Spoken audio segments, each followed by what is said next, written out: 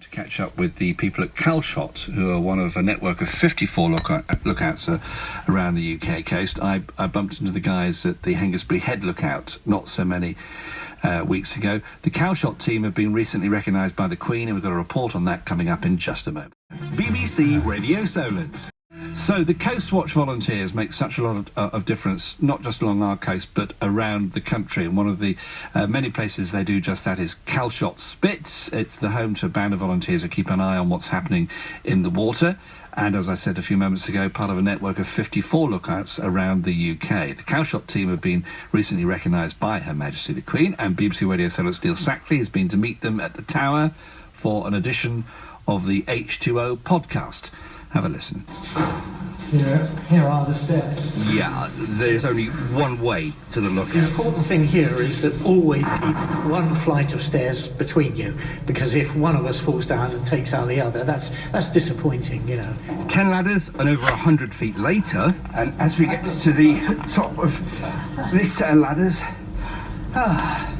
and the view's worth it. This is the lookout. Colin Lewis is senior watchkeeper at Calshot. And you're looking at Portsmouth, Southampton, Cowes, and so on. And we're looking down about 100 feet. Well, the tower is owned by ABP. They built it in 1973, and the roof holds their radar. It was the Coast Guard lookout from 1974 until the 1990s. Then, in July 2010, NCI Calshot was formed and took over the lookout. What's the primary role, then, of NCI here?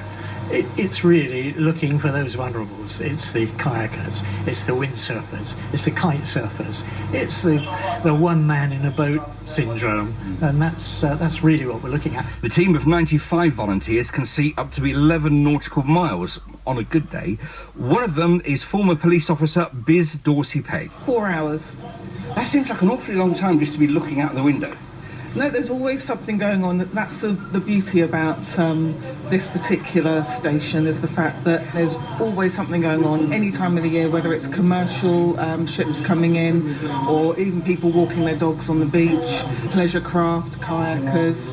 There's always something to watch. On a day like today, it's great, but it won't always be like this. I've done quite a few watches during the winter when it's been howling outside, it's been gale force winds, and being a tower, it sways a little bit.